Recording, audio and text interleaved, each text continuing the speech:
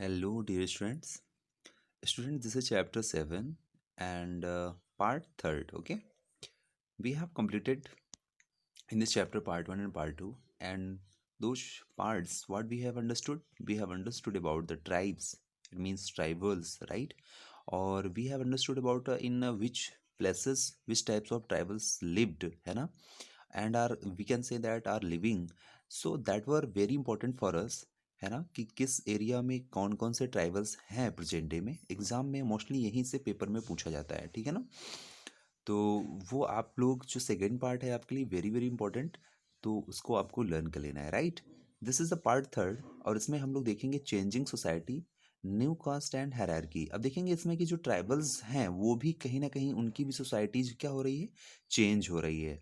तो अभी तक आपने वर्ण के अकॉर्डिंग भी पढ़ा था, अब इसमें आप जातीज के अकॉर्डिंग भी पढ़ेंगे कि जातीज का कितना इंपॉर्टेंस रोल इसमें आता है। भाई जैसे जैसे डेवलपमेंट हो रहा है तो वर्ण फिनिश हो रहा है ना, अब जातियों का प्रवेश हो रहा है ना। ब्राह्मणों ने अपने अपने वर्ण को क्या कह दिया कि अब यहाँ पैदा होने वाले जो भी बच्चे होंगे ब्राह्मण वर्ण में, वो सब ब्राह्मण जाति के होंगे। अब उनमें भी कई सारी कास्ट होंगी, ठीक है ना, फिर उसके अंदर भी कई सब कास्ट होगी। तो अब इसमें देखना है एक सोसाइटी में और कौन कौन सी नई जातियों का प्रवेश होता है, ठीक है। तो as the economy and the needs of society grew, जैसे जैसे हमारी इकोनॉमी, इकोनॉमी का मतलब होता है अर्थ, मतलब पैसा रुपया धन, जैसे जैसे हम लोग इन सब चीज़ों से डेवलप होते हैं, the needs of society grew, society की जो ज़रूरतें होती हैं वो बढ़ती हैं उसी के अकॉर्डिंग, ठीक है। पीपल विद न्यू स्किल्स, लोगों में अब नई नई स्किल्स क्या हो रही थी, वर रिक्वायर्ड, उनकी ज़रूरतें महसूस हो रही थी। भाई हर तरह के लोग थे ना, हर तरह के लोग थे। जैसे नई नई स्किल्स का मतलब ये है कि लोग कोई आप ये समझ सकते हैं कि कोई स्मिथ्स है, कोई कारपेंटर्स है, कोई मैसन्स है। इस तरह से लोग अलग अलग लोग काम भी करना, उनके अंदर अलग अलग तरह के लोगों में भाई अलग अलग तरह के लोग हैं, और डिफरेंट डिफरेंट पीपल्स में डिफरेंट डिफरेंट टाइप्स की स्किल भी होगी, तो इसकी भी रिक्वायर्ड दिखाई देती है, ठीक है ना। स्मॉलर कास्ट, स्मॉलर कास्ट और जातीज, जो छोटी छोटी कास्ट रही ना, उन्हीं को हम जाति कहे। इमर्ज्ड विद इन वर्ना, वर्ना के अंदर ही इन जातियों का निर्माण होता है, ठीक है ना। आपसे कोई पूछे कि जाति का निर्माण किसके अंदर होता है, तो वर्ना के अंदर ही होता है ना। ब्राह्मणों में ही तो कई सारी जातियां बनी, क्षत्रियों में भी कई सारी जातियां बनी, शूद्रों में भी कई सारी जातियां बनी, है ना।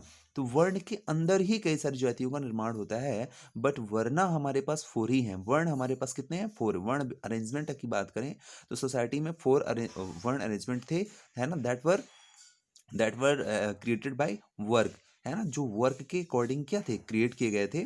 बट जो जाति है वो वर्ण के अकॉर्डिंग बाई वर्क, वर्क के अकॉर्डिंग क्रिएट नहीं की गई, वो बाई बर्थ के अकॉर्डिंग की गई, कि भाई जिस वर्ण में जो बच्चा जन्म ले रहा है अब, ठीक है ना, जो फैमिली आगे ग्रो कर रही है वो उसी नाम से जानी जाएगी। मैं बार बार इसी बात पे इसलिए फोकस कर रहा हूँ जिससे आपको समझ में आ जाए कि हाँ, वर्ण और जाति में एक छोटा सा डिफरेंस है, ठीक है ना। For example new caste appeared, नई नई कास्ट अपियर्ड हमारे सामने आती हैं, ब्राह्मणों के बीच में भी हमें देखने के लिए मिलता है। और on the other hand many tribes and social groups were taken into caste with society, बहुत सारी जो दूसरी तरफ हम देखते हैं कि जो सोशल ग्रुप्स हैं, हमारा ट्राइब्स हैं ना, इनके बीच में भी कास्ट विद सोसाइटी देखने के लिए मिलती है। अब अच्छा, इनके बीच में कास्ट सोसाइटी कैसे देखने के लिए मिलती है, थोड़ा आगे जस्ट उसको अभी आपको क्लियर हो जाएगा। Given the status of jati, specialise artisans, smiths, carpenters and mason, तो ये आपके लिए देखिए इंपॉर्टेंट हो गया, है ना, कि स्पेशलाइज आर्टिसंस, आर्टिसन का मतलब कारीगर, है ना। स्मिथ्स, स्मिथ का मतलब जो आपके लोहा है ना, लोहा कूटने वाले जो होते हैं, लोहार जिन्हें बोलते हैं आप। कारपेंटर्स का मतलब बढ़ई, जो आपके यहाँ लकड़ी के दरवाजे ये सब सारी चीज़ों। मैसन्स, मैसन जो राजगीर है, सड़कों का निर्माण करते हैं, घरों को बनाते हैं, मैसन्स बोलते हैं उनके। ऐसे भी बहुत से लोग जो अभी हमने स्टार्टिंग में पढ़ा था कि न्यू स्किल्स वर रिक्वायर्ड, तो यही सारी स्किल्स निकल के आ रही हैं। तो इनकी अपनी एक अलग अलग जाति हो गई है, मतलब एक वर्ण में तो है ये, लेकिन वर्ण के अंदर भी इनकी एक अपनी अलग जाति हो गई, ठीक है ना। वो recognise as separate jatis by the Brahmans, ब्राह्मणों के द्वारा इनको क्या कर दिया गया, सेपरेट रिकग्निशन मिला, पहचान मिली इनको।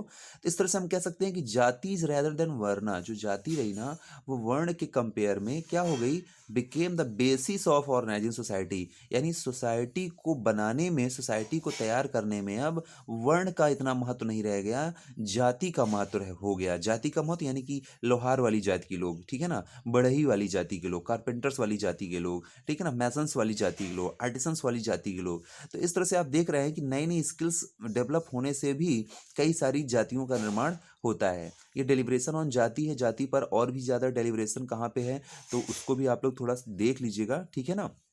जैसे इसमें दिया है ना, तिरुचिरापल्ली है ना, तालुका इन प्रेजेंट डे कहाँ है, तमिलनाडु में है, ठीक है। 12th सेंचुरी की बात कर रहा है कि इंस्क्रिप्शन में वहाँ पर हमें इन सब चीज़ों की जानकारी मिलती है, बहुत पुरानी। ये हमें जो इंस्क्रिप्शन है, हमें हिस्ट्री में हमें ये नॉलेज कहाँ से मिलता है।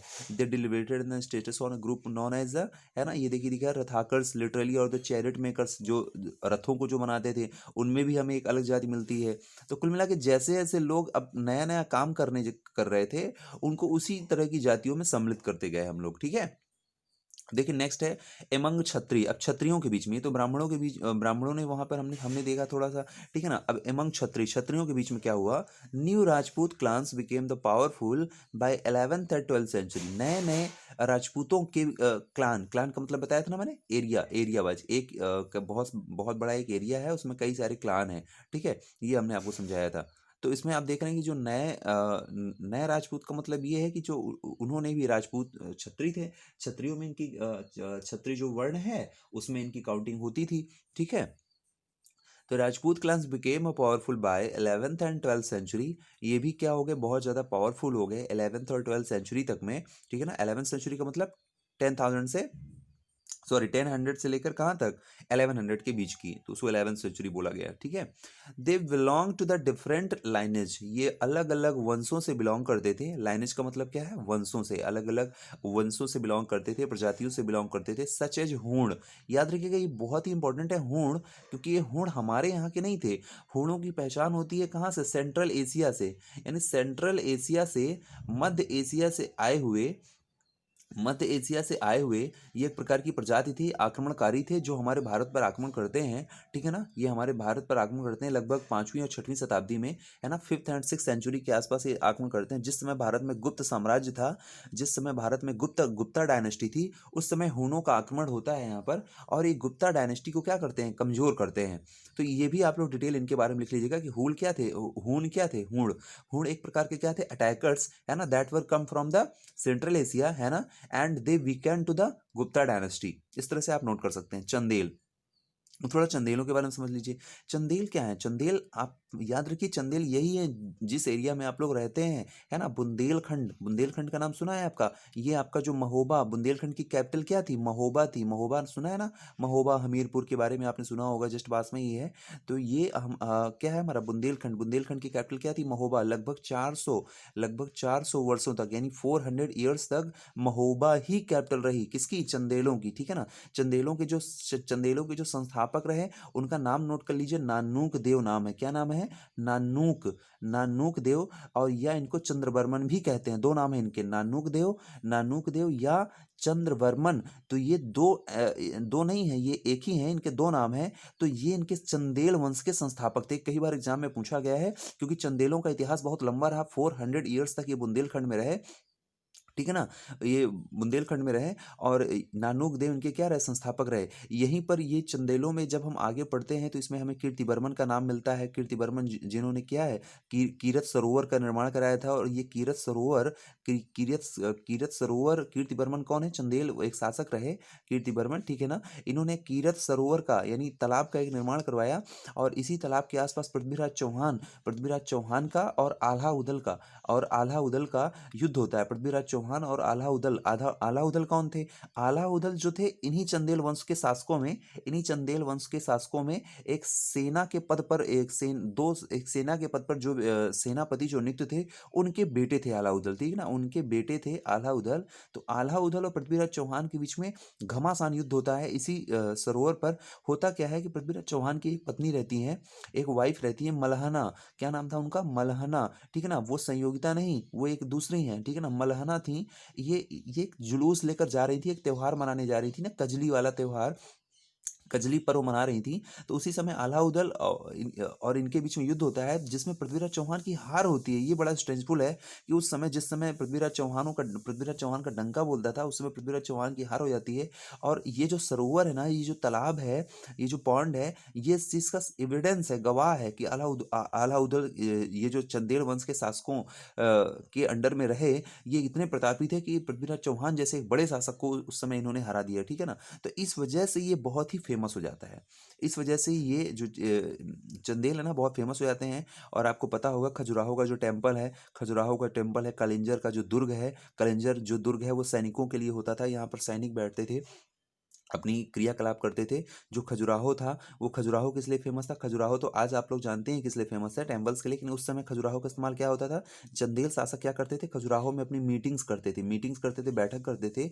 और जो कालिंजर दुर्ग है, और जो कालिंजर दुर्ग है, इस कालिंजर दुर्ग में क्या करते थे? यहाँ पर सेनाएं रहती थी, ठीक है ना। और महोबा क्या थी इनकी? महोबा इनकी कैपिटल थी। तो मैंने बहुत सारी बातें आपको इसमें डिटेल में बता दी हैं। अगर आपको भूल रही हो तो फिर से आप बैक करके समझ लीजिएगा। केवल मोटा मोटा एक ये याद कर लीजिए कि चंदेल वंशों की स्थापना किसने की थी? नानूक देव या चंद्रवर्मन नाम है, ठीक है ना। इनकी कैपिटल कौन थी? महोबा थी। ये लगभग 400 ईयर्स तक महोबा ही कैपिटल रही। अच्छा, इसकी जानकारी कहाँ से मिलती है ये सब चीज़ों? तो परमाल परमाल रासो नामक एक रचना है, एक पुस्तक है। जगनिक एक राइटर है, जगनिक ने परमाल रासो में ये सारी बातों को बताया है जो मैं आपको डिस्कस कर रहा हूँ, ठीक है। तो ये चंदेल हो गए। इसके बाद चालुक्य।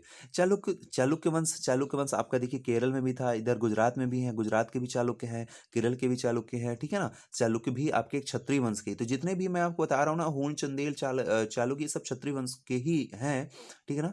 सम ऑफ दीज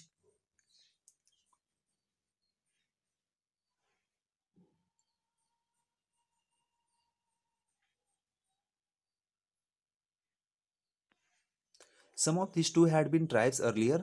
और आप देखेंगे कि सम ऑफ दीज, उनमें से कुछ जो है, to had been tribes earlier, पहले क्या थे? वो ट्राइब्स ही थे पूर्व में, लेकिन अब वो बाद में क्या है, क्षत्रिय में कन्वर्ट हो जाते हैं। मैनी ऑफ दीज क्लान्स, जैसे हूण के बारे में बात करें, मैनी ऑफ दीज क्लान्स, और इन्हीं में से बहुत सारे जो क्लान्स थे, क्लान का मतलब बहुत बड़े एरिया के, जो अलग अलग एरिया पर ये ट्राइबल्स थे ना, came to be regarded as Rajput, और इन्हीं को राजपूत के रूप में जाना गया। तो कुल मिला के बताने का मतलब ये है कि कहीं न कहीं ये पहले ट्राइबल्स ही थे, और ट्राइबल्स थे, और एक बहुत बड़े एरिया पर कब्ज़ा कर लिया इन्होंने, आक्रमण करके बहुत सारे एरिया को जीत लिया, और बाद में इन्हीं को राजपूत के नाम से जाना गया कि यही राजपूत हो गए, क्षत्रिय हो गए, ठीक है ना?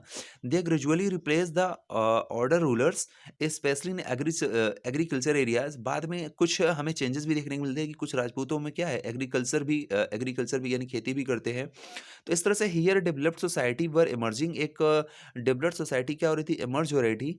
And rulers use their wealth, जो शासक थे ना, वो धन का इस्तेमाल कर रहे थे, पैसे का इस्तेमाल कर रहे थे, to create a powerful states, एक पावरफुल स्टेट्स क्रिएट करने के लिए। तो आप देख रहे हैं ना कि ट्राइबल्स किस तरह से ग्रो कर रही है। ट्राइबल्स क्या हो रही है? ट्राइबल्स अपने वर्क के अकॉर्डिंग नई नई जातियां मिल रही हैं उसको, जैसे आर्टिसन है ना, मैसन्स है, इस तरह की जातियां मिल रही हैं। बहुत सारे जो ट्राइबल्स हैं उन्होंने अपने आप को बहुत बड़े एरिया को जीता, और राजपूत के रूप में जाने गए। सॉरी, ये राजपूत नहीं है जिनके ऊपर मैं टिक लगा रहा हूँ, ठीक है ना।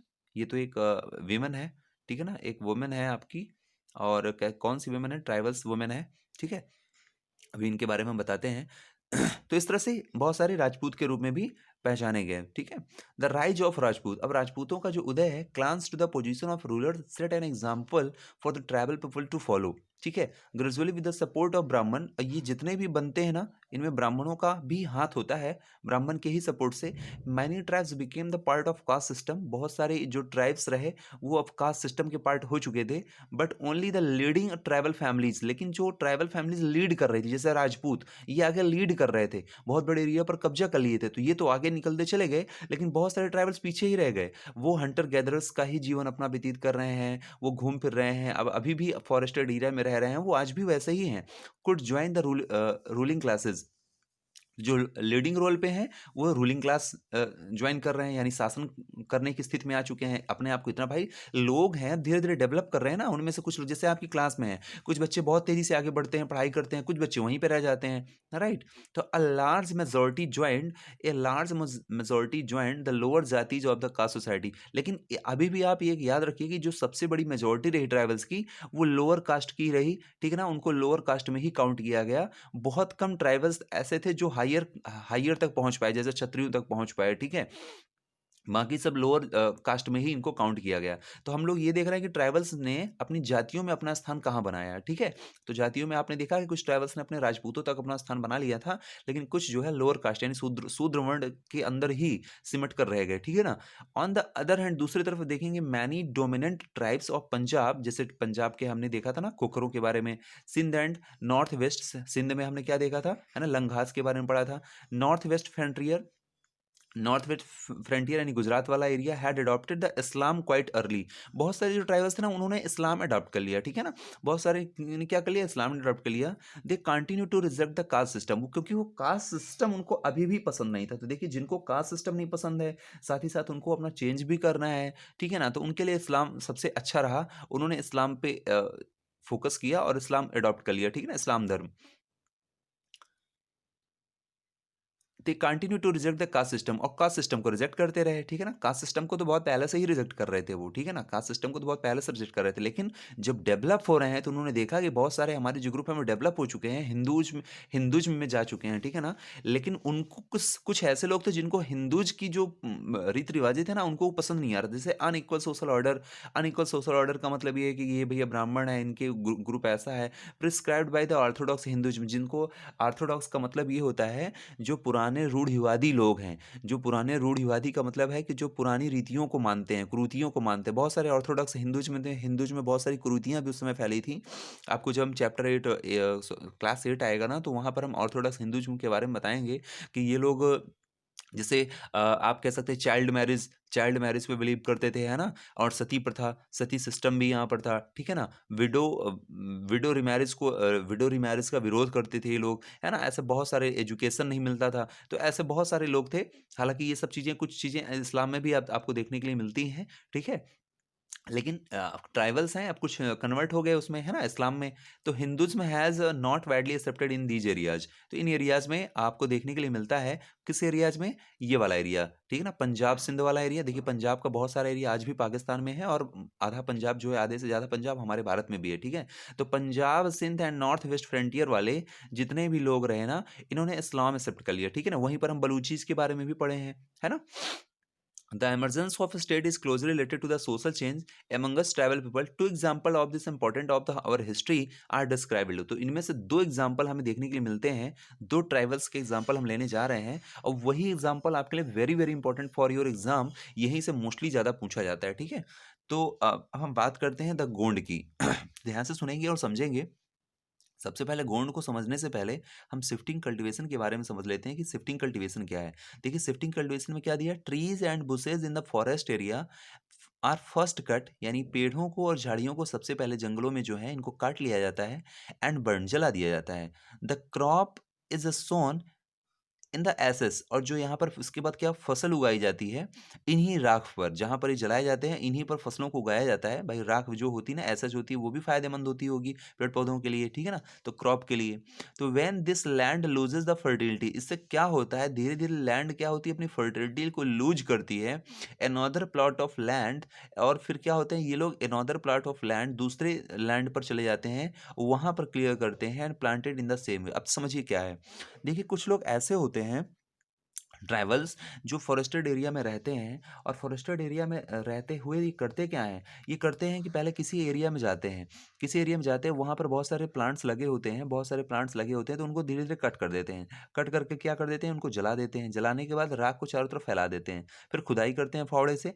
फिर यहाँ पर कुछ ना कुछ क्रॉप्स तैयार करते हैं। जब क्रॉप्स तैयार हो जाती है, तो उसको काट काट कर, है ना, उसको लेकर फिर दूसरे दूसरे प्लॉट पर चले जाते हैं। इसका मतलब ये है कि ये प्लॉट क्या हो गया, खुल गया। अब बारिश जब होगी, जब रेनफॉल होगा, तो यहाँ पर डायरेक्ट रेनफॉल होगा, तो जिससे क्या होगी, जो ऊपर की मिट्टी है ना, धीरे धीरे वो कट कट के बहने लगेगी। इससे क्या होगा, फर्टिलिटी क्या हो जाएगी, लॉस हो जाएगी। लेकिन इनसे इन सब चीज़ों से इनको कोई मतलब नहीं होता है। तो ये इस तरह के जो ट्राइबल्स होते हैं ना, इन्हीं ये क्या कर रहे हैं, इसी को हम शिफ्टिंग कल्टीवेशन बोल रहे हैं। यानी कल्टीवेशन मतलब आज कल्टीवेशन यहाँ किया, अब इन्होंने शिफ्ट कर लिया कहाँ, दूसरे प्लेस पर कल्टीवेशन शिफ्ट कर लिया, फिर ये शिफ्ट कर लेंगे किसी तीसरे प्लेस पर। तो मतलब अपने कल्टीवेशन को शिफ्ट करते जा रहे हैं, ठीक है ना, एक प्लेस पर रुकते नहीं हैं।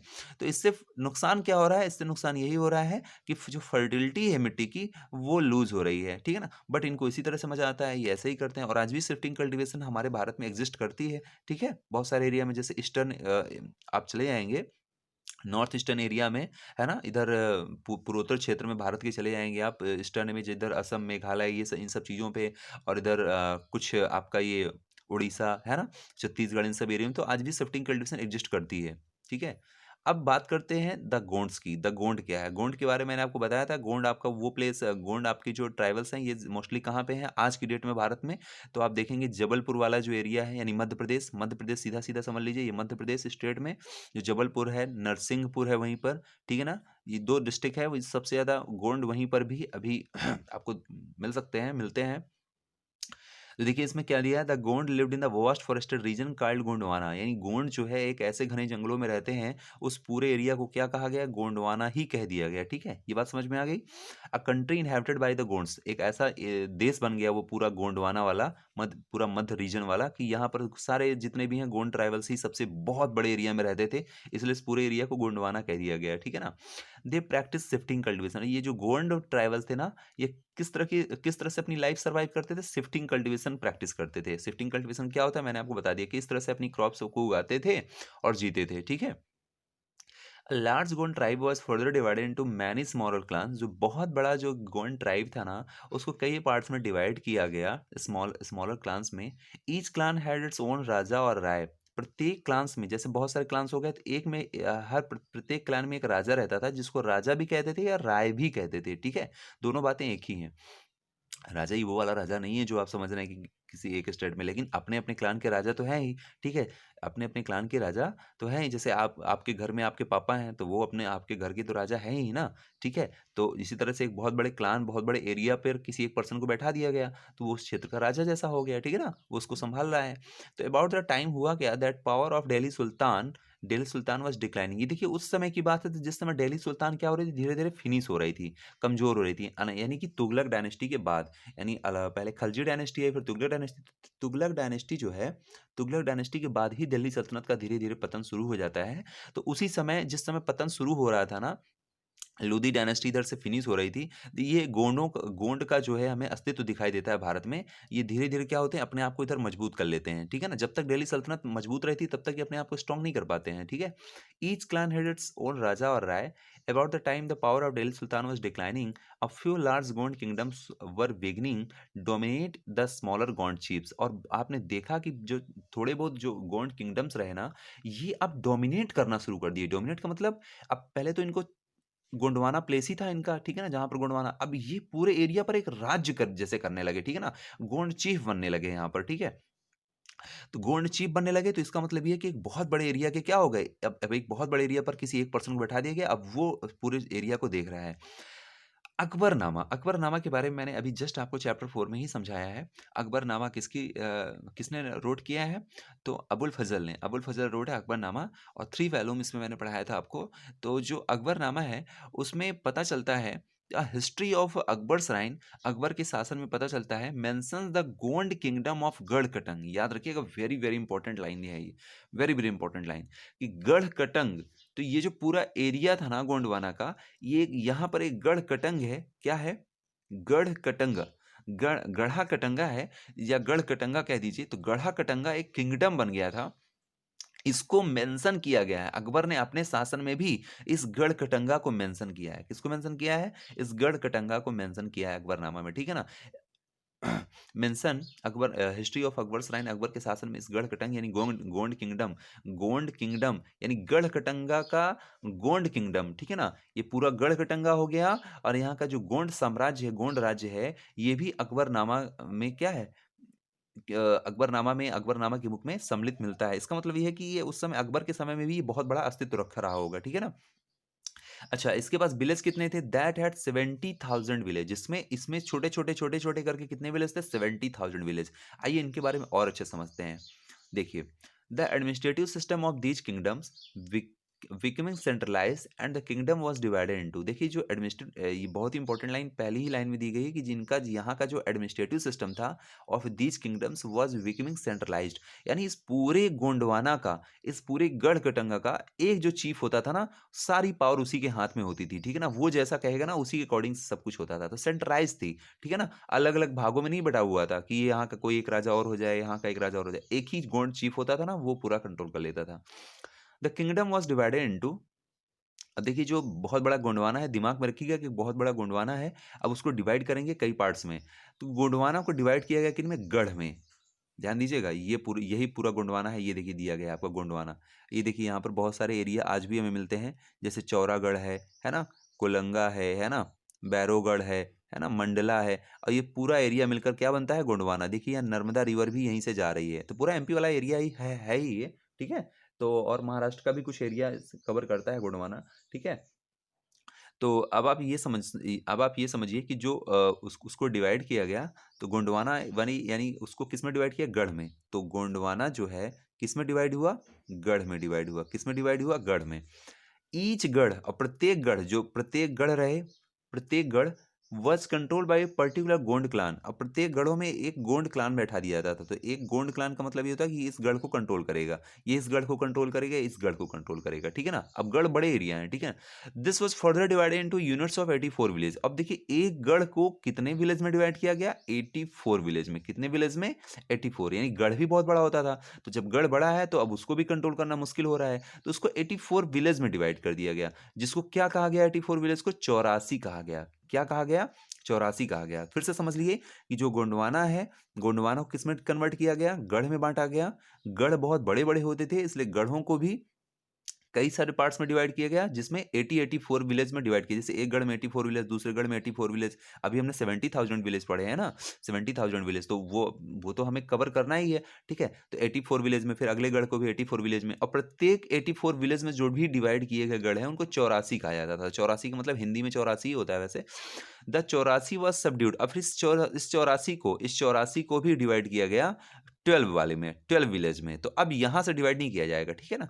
यानी कि 12 विलेज का एक समूह होता था, 12 विलेज का एक समूह होता था, जिसको बरहोत कहा जाता था, ठीक है ना? बरहुत कहा जाता था। तो ये भी आप नोट कर लीजिए कि 84 वॉज सब डिवाइडेड इनटू बरहुत्स, है ना? Which were made up to the 12 village each, जो 12 जो गांवों में कन्वर्ट होता था। तो ये कन्वर्जन आप याद रखिएगा, ठीक है ना? मैंने 2 बार रिपीट कर दिया है, और ये आपका जो गोंडवाना वाला एरिया है, ठीक है ना? गोंडवाना कहाँ पे है आपका इस समय प्रेजेंट में, वो भी मैंने बता दिया। अब सबसे जो इंपॉर्टेंट बात है वो आपके सामने यहाँ पर आ रही है, वो आपको फोकस करना है। The emergence of large state change the nature of Gond society, है ना? Their basically equal society, nature of the Gond society, the emergence of large state, जो बहुत बड़ा ही लार्ज स्टेट आया ना, इसने गोंड के नेचर को, यानी गोंड जो मतलब आप ट्राइबल्स थे ना, इन सोसाइटी को पूरी तरह से चेंज कर दिया। क्यों? क्योंकि अभी अस्तित्व में आ रहे थे ना, बाकी ट्राइबल से ये पावरफुल हो रहे थे। Their basically equal society gradually got divided into the unequal social classes. मैंने आपको बताया भी, the Brahman receive land grants from the Gond raja and became the more influential. अब देखिए इतने ज्यादा पावरफुल ये थे कि ब्राह्मण जो होते थे ना, ये भी उस समय जो गोंड राजा होता था ना, गोंड इतने बड़े गोंड का एक जो चीफ होता था ना, उससे क्या करते थे? ग्रांट, लैंड ग्रांट, यानी जमीन हासिल करते थे दान के स्वरूप में। ये लोग मतलब गोंड चीफ क्या करता था? दान दे देता था। The Gond chief now wish to be recognised as Rajput. जो गोंड चीफ होते थे ना, वो क्या करते थे? Wish to be recognised as Rajput. उनको बाद में राजपूत के रूप में जाना गया, ठीक है ना? कि यहाँ पर राजपूत हैं ये। मैंने आपको पहले ही समझाया था कि जो बहुत ज्यादा आगे पावरफुल हो जाते थे ना, वो राजपूत के रूप में जाने गए। अब उसमें नाम याद रखिएगा, क्योंकि अभी तक किसी गोंड चीफ का नाम नहीं आया। अब जस्ट नाम आ रहा है तो वो आपके लिए इंपॉर्टेंट हो जाएगा।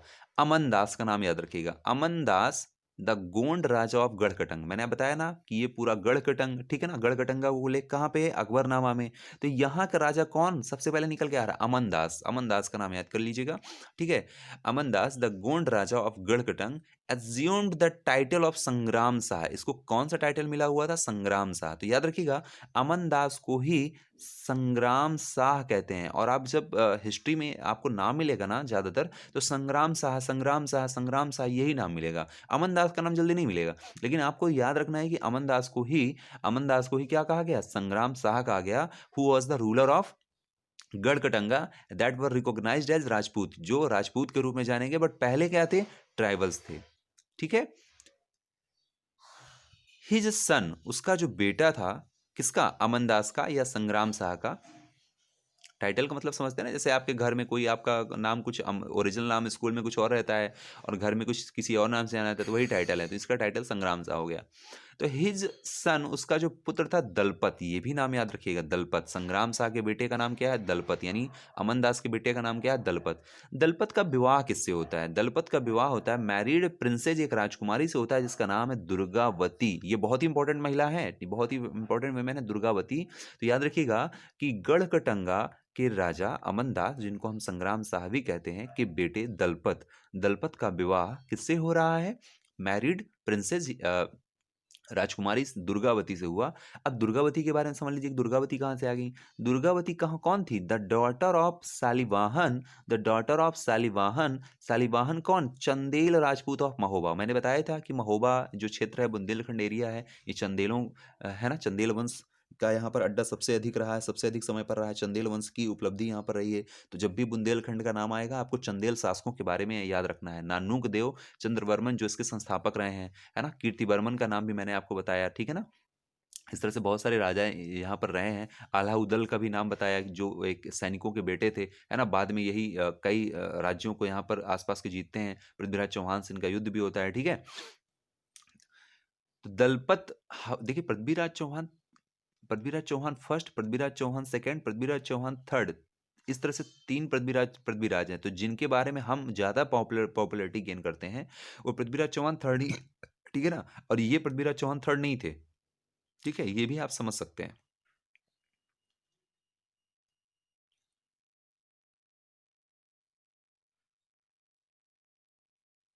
सॉरी, यही पृथ्वीराज चौहान थर्ड की बात कर रहे थे हम, ठीक है।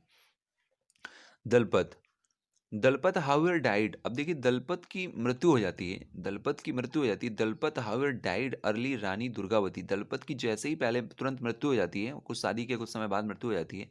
अब रानी दुर्गावती का रोल समझ में आता है कि Rani Durgavati was very capable and started the ruling on a behalf of her 5 year old सन।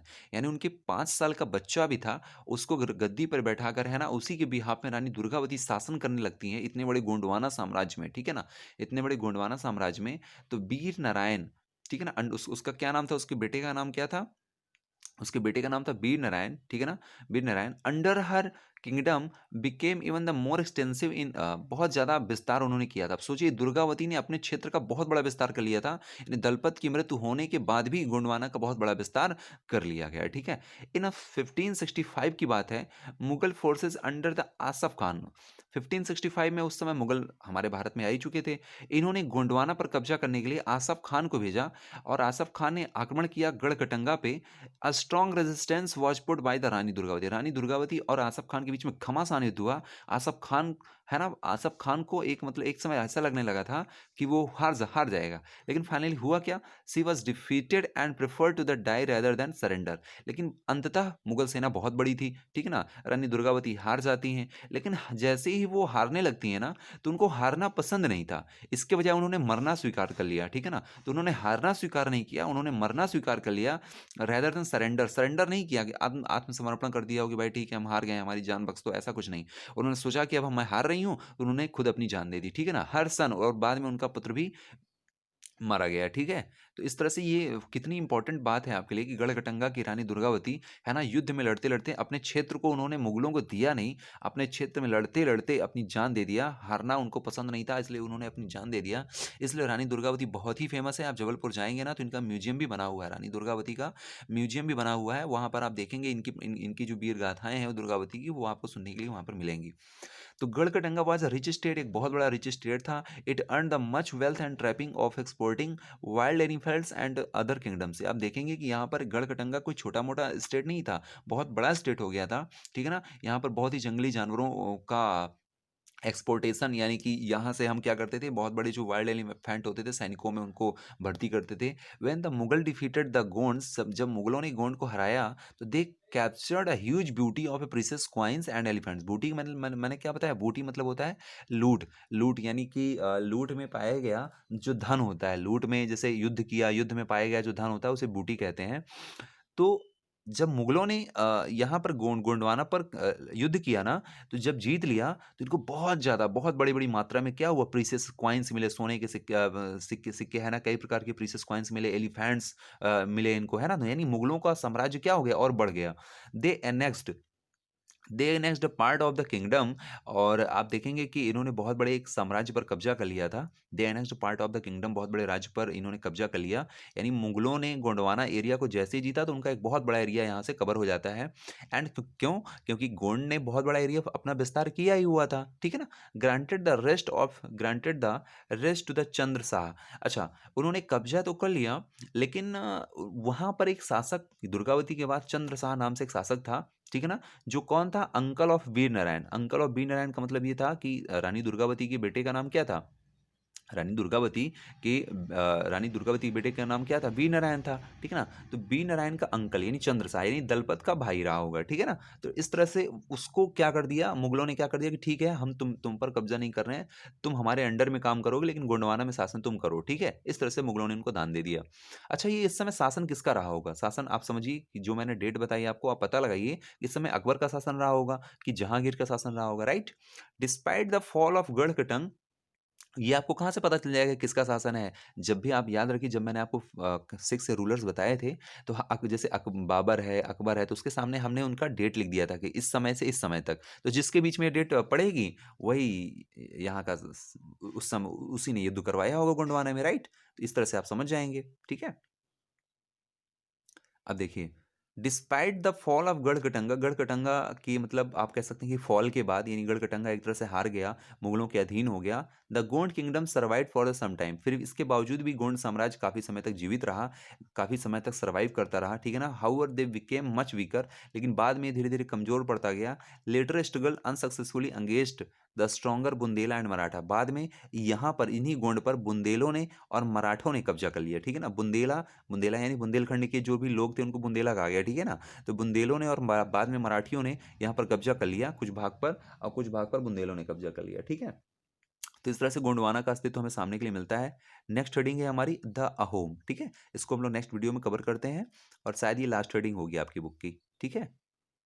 देखिए 1565, बात समझ में आ रही है ना? ये 1565 में मुगलों ने आक्रमण किया था गोंडवाना पर। तो याद रखिए 1565 में किसका शासन रहा होगा? ज़ाहिर-सी बात है अकबर का ही शासन रहा होगा, ठीक है? किसका शासन रहा होगा? अकबर का। क्यों? क्योंकि इसके पहले अकबरनामा में क्या है? गोंडवाना का उल्लेख है। तो अकबरनामा किसकी रचना है? अबुल फज़ल की। तो अबुल फज़ल किसके फ्रेंड थे? अकबर के। इस तरह से आइडिया दिमाग लगा लिया करिए, ठीक है? सो ये पॉइंट्स हमारा कंप्लीट हो गया है। अब हम लोग मिलते हैं नेक्स्ट वीडियो में। ओके? Thank you.